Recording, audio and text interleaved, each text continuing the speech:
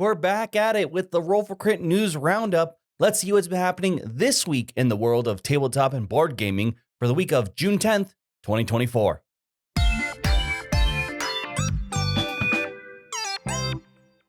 Hello there, Future Will from all the previous recordings. This segment was actually recorded later than all the rest because I realized that the Spiel des Jahres were going to be announced this week, and I should wait so I can add them to this story rather than wait until next week in the later news roundup. So, let's go over the nominees for this year's Spiel des Jahres. Let's start off with the Kinderspiel Award, the games designed for kids. Now, the first one, according to Google Translate, translates to Great Little Gems. This game seems to be all about trying to collect gems of different shapes in order to find the right ones to fit specific boards in order to get the most victory points. Next up is Magic Keys. This has a cool built into the board sort of 3D style game in which you'll be collecting different keys to try to open and unlock a chest. If you want to get that chest, that means you need to push your luck by moving farther along the board. But if all your dice fall asleep, your turn ends immediately. Then we've got Taco Kitten Pizza, which seems to be a younger version of Taco Cat Goat Cheese Pizza. You're trying to get rid of all your cards by saying a word, flipping it over, and hoping that it matches whatever's on the back of the card. First person to get rid of all their cards wins the game. Next, let's move on to the Kennerspiel, which is designed for the more complex games. First up, we've got Daybreak. This is the global warming cooperative game from Matt Leacock, the creator of Pandemic. In this, you're going to try to work together in order to try and prevent global warming from destroying the Earth. Next up, we have the Guild Merchant Explorers, which did come out earlier here in the States. This is a game in which you'll be revealing different terrain cards and being able to affect your map that way. But one of the cool things about this game is technically, as long as you have components, you can have an infinite number of players playing this. Oftentimes at conventions, you may see AEG hosting one of these super large versions of this games with tons of players playing together and seeing who can get the best score. Finally, there's Ticket to Ride Legacy Legends of the West. This is the legacy version of the classic Ticket to Ride, which you'll be playing over different sessions, slowly expanding the United States. Finally though, let's get to the big one, the Spiel des Jahres. First, we have Captain Flip. This game is all about drafting tiles in order to build up your pirate ship. Don't like the tile you pulled? You can flip it, and hopefully it'll be a much better crewmate for your board. Then we have In the Footsteps of Darwin. This is all about following Charles Darwin as he writes The Origin of Species. You help him by gathering evidence, studying animals, though in board game turns, trying to gather up the most points in order to win. And finally, we have probably the big game of the year, Sky Team. This one has appeared a lot. This is the cooperative game when you need to work together with your co-pilot in order to safely land the plane. Definitely a large variety here, though. I do want to point out Sky Team. This game has been at least nominated in basically every game awards this year, be it the American Tabletop Awards or the Golden Geeks. It's made an appearance and oftentimes taken home a trophy or two. But you can let me know your thoughts on which game should win the awards for the Spiel des Jahres this year.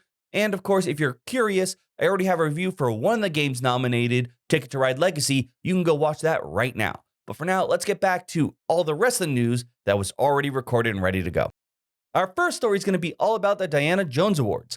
Now, 2 weeks ago, I talked about the Emerging Designer Program finalists. We now know the winner for that, and it was Quinn Brander, so congratulations. But now we know the finalists for the Diana Jones Award for Excellence in Gaming. This basically is just how you affected the world of board gaming, be it a designer, conventions, or just help making a safer space. And in this case, the finalists now include 2 conventions, 1 designer, a charity, and a union. So let's go over them in that order. First, we have Adepticon. This is actually the largest convention when it comes to war gaming, with it reaching over 8,000 last year.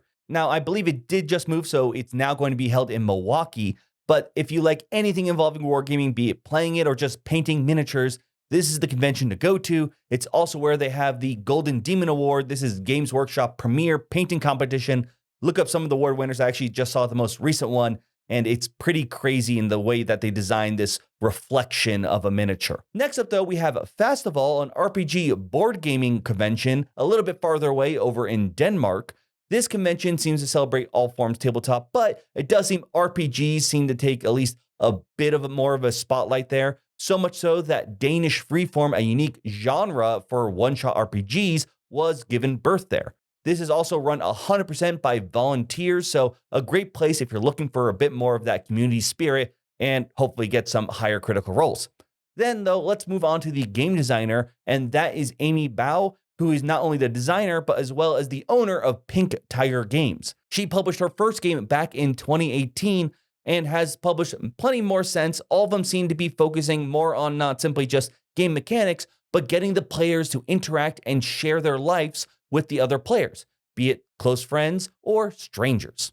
Next up, though, we have the charity Tabletop RPGs for Trans Rights in Florida.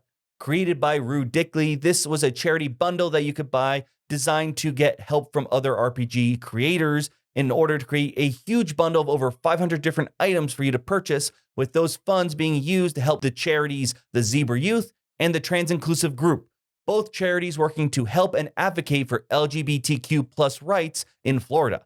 This raised over $280,000, which is quite impressive, and is actually not the first time they did something like this, as there was also a tabletop RPG for trans rights in Texas last year. Finally, though, we have United Paizo Workers. This, if you can't tell from the title, was the union formed at Paizo. Being one of the first of its kind in the RPG industry, we've talked about them many times before here in the news roundup. I'm sure if there are future unions we talk about in the board gaming industry, their creation will use this as a blueprint.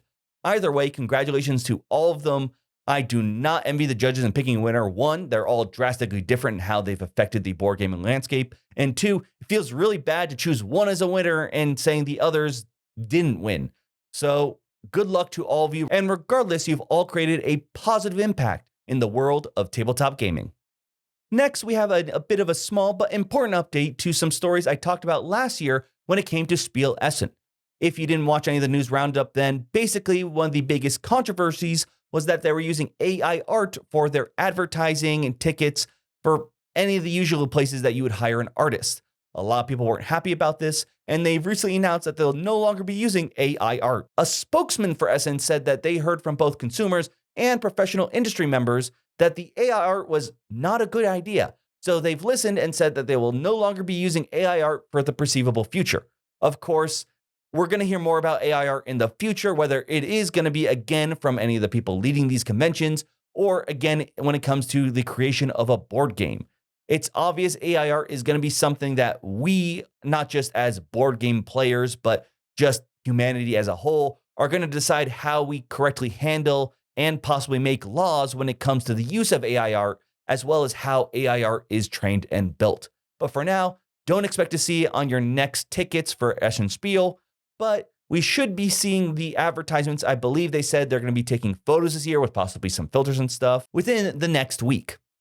Finally, Mantic Games is partnering up with River Horse in order to get acquisitions for their brand and their licensing, with that licensing being sort of probably the biggest reason that this is something you'd want to pay attention to. Because of this, Mantic Games is going to have access to some of the IPs River Horse did, with the two big ones I heard being Labyrinth and The Dark Crystal. So anyone over the age of 30 is probably going to be very excited. They've already announced that the first product they're going to be releasing with this partnership is a 40th anniversary collection of the Labyrinth board game. So if those properties are something you've ever been excited about, keep an eye out as we may be seeing more of from both of these in the near future. All right, let's get to game announcements. First, we already technically talked about this, the Star Wars deck building game Clone Wars, but we now have an official photo now, which obviously shows off all the prequel stuff, and a confirmation it will be released this August 2024. Obviously, very, very, very good chance it's going to be at Gen Con, but I did not read an official Gen Con release, so 90% likely. Then we've got DC Super Skill Pinball, Harley Quinball, very good pun on the name there. This is going to be a DC version of the very popular Pinball Roll and Write game, and also has an August 2024 release. Then Neopets, the trading card game, this one with Battle Dome for its first packs, is going to be releasing this June 26th. Once again, something else that probably no one under the age of 30 will actually know that much about. Then we have Festival. This is coming from Scorpion Mask. This is a game in which you'll be stacking tiles, trying to show off the best firework display. You can pick this game up coming this fall. Then we have Katmai, the Bears of Brook River. This is a game in which you'll be playing as brown bears in the Katmai region, which is in Alaska. You'll be fighting over the control of the river in order to get the best salmon. This is coming from Osprey Games and will be released February 27th next year. Then we have Star Trek Captain's Chair. This is a 2-player deck building game where you go head-to-head, choosing one of 6 possible captains to lead your deck to possible victory. This will be coming out this October. Then we have an expansion for Expeditions, Gears of Corruption. This is for the sequel, so to speak, of Scythe, and it's going to add secret bonus tiles to map tokens, so they're going to be more desirable, as well as the possibility of a 6th player and a corrupt mech. You can pick this up July 26th. Then we have In the Footsteps of Marie Curie, in the same vein of In the Footsteps of Charles Darwin. This is coming from Hatchet Board Games. It's another resource management game, which if you don't know anything about the Darwin game, it's going to be following in the footsteps of, this time, Marie Curie.